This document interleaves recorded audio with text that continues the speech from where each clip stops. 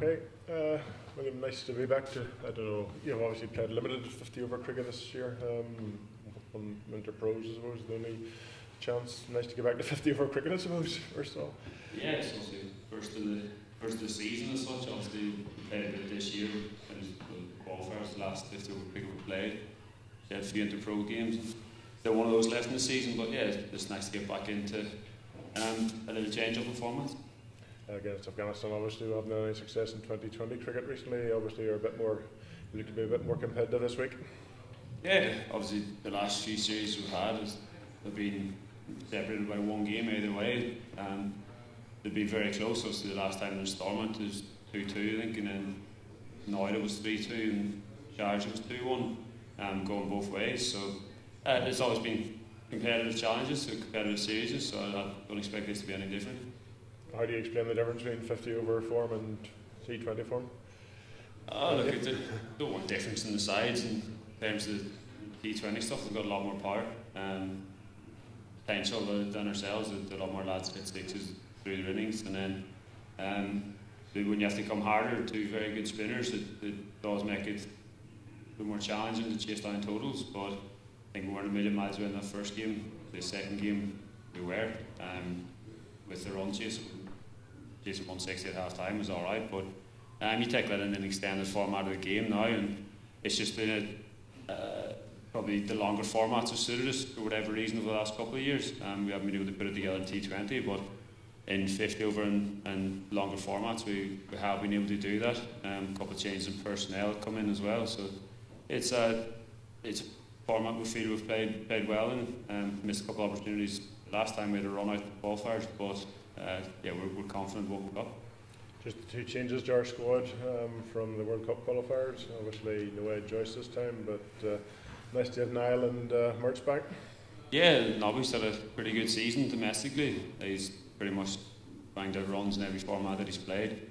For the Warriors, so hopefully he's in good touch coming into this week as well, and obviously you know what you're getting with Mertz when he turns up as well. So nice to have them both back in the squad and what they bring to the side.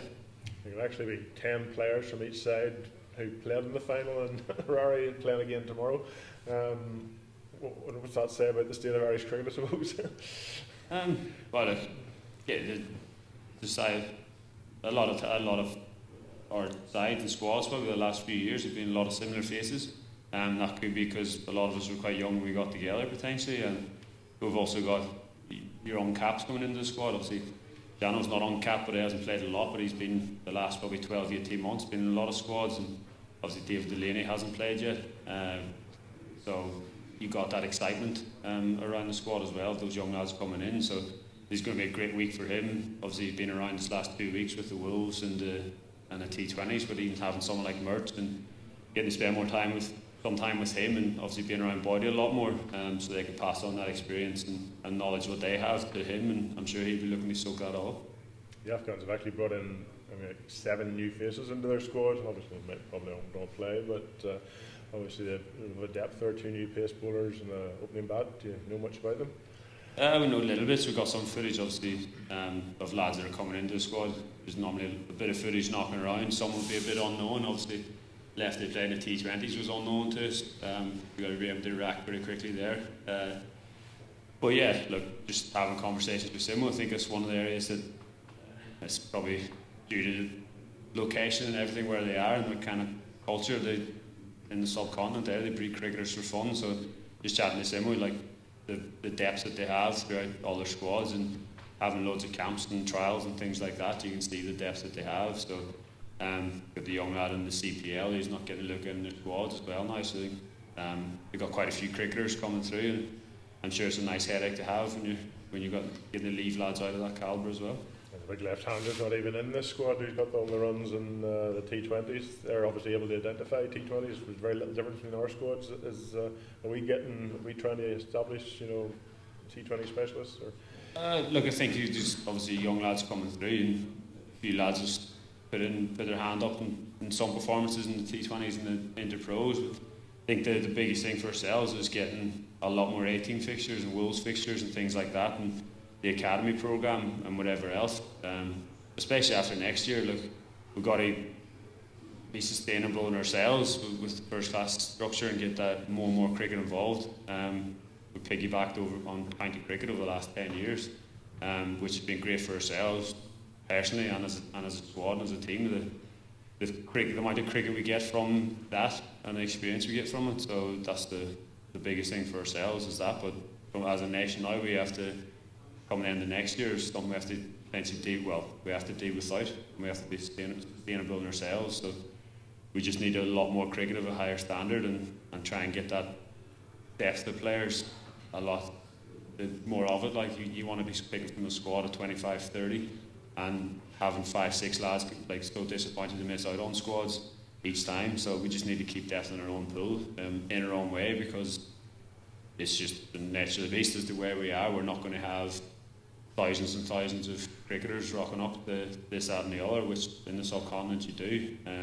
But that's just how it is for ourselves. So, but we've produced on a big occasion over the last number of years. So I'm sure we'll continue to do that with the state that cricket's in the minute. Just looking ahead to this week's series, obviously you just can't help but ignore them. It'll come down to how we play Rashid Khan, I suppose. I'll throw a stat at you.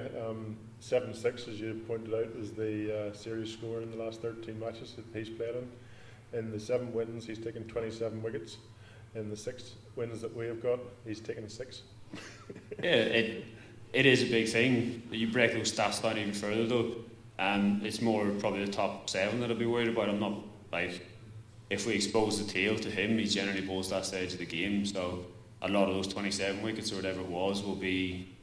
He's obviously taking wickets up front, but have been the back end, so I'm not too bothered about the kind of 9, 10, 11 as such. I think if you expose them to Rashid, he's going to generally have one over on them. But I think if you minimise the wickets that he gets in the top 7, then that's when a lot of those games will come out on top. And we know that as a squad. He's a very good bowler. He's ranked 1 in the world for a reason. I'm not sure if he is in this format, but he's right up there across both formats. So he's there for a reason. He's a very good bowler, and the more you play against someone, the more you get to see. You got to evolve your game and play him well as he keeps looking to evolve his. So, as you said, if he come the end of the week, if he hasn't had necessarily a successful week in the end column, then I think we'll have a very good week. You talked about our top order. Obviously, that was our success in Noida. So it was. We obviously got runs at the top of the order, and you'll be looking obviously same again. That's the secret to the big score on the board. Yeah, it's just pretty simple basics when you break it down. Like your top order has to be performing, and then you're looking for lads coming in then with cameos, 5, 6, 7 if they can do that, and people chipping in around that even lower down. So yeah, like it's our job to put the total on the board, as it is the bowlers to look to bowl them out. So if we do that and we play Rashid well and play Mujib well, then I think we'll put ourselves in a very good position with the attack we've got to win the games. Our spinners can cause them problems as well. Yeah, look, Dockers and Scrab have both done well, and in this format against them, obviously the last time we played together, the two of them would have been probably Noida, and they did very well. The cover's been on all day. It was the well of both players and other things. So we'll have to see what we've got out there. But yeah, they've had success before. But as much as Rashid's had success against us in their conditions, our seamers have done well against their batters in their conditions as well. So whenever you come here, you expect the seamers to get a little bit more assistance. So hopefully they can continue to do the work that they've been doing as well. Just finally, we haven't made the World Cup obviously, but 50 over cricket's still very important. ODIs, we've got an end game for this series. Yeah, look, it was not really a silver lining as such, but the fact we haven't qualified for the World Cup. But you look at the Future Tours programme, I think that's one of the biggest things we've lacked in between World Cups has been volume of fixtures. So we've missed out on this one, but we're starting to play a lot more cricket and a lot more cricket lined up, a lot more bilateral series, things like that. And I think that's something that we've lacked between World Cups. Obviously not being in the World Cup is a blow, but we'll have a lot more cricket to play. So I think that is one positive that we have. And as I said before, we need to play more cricket and have a high standard to keep pushing lads through the system. So it's the only way they're going to learn really, is being out on the pitch. So as long as that continues, the more games we get, the better it's going to be for Irish cricket. Okay. The T20 series is obviously a challenge, so what have you done to refocus the squad over the last few days? I don't think we have to do a hell of a lot. It's a completely different format. There's a couple of changes in personnel, but the lads were confident after the first game, even having lost it. You could argue two great knocks just took the series away from us. But yeah, I don't think there's a lot that has to be changed. We've played against Afghanistan a lot. We're confident in this format, in our own conditions, that we can come out on top. The biggest thing we'll be looking for tomorrow is start the series well. The last 3 series we've come out the wrong side of the first game, so if we can hit the ground running tomorrow, then it makes the week a hell of a lot easiasier, as opposed to potentially coming from behind. And for youngsters like David Delaney coming in, what are your key messages as a captain for youngsters coming in? Enjoy it, relax and enjoy it. Don't put any pressure on yourself. If you can just go out there and focus on letting that ball go, and the kid potential to bowl quick. If he plays during this week, I won't be putting any expectations on him. I'll just want him to go out there and enjoy it and learn from it. I think it'll be great for him if he gets that opportunity. So hopefully he just enjoys it.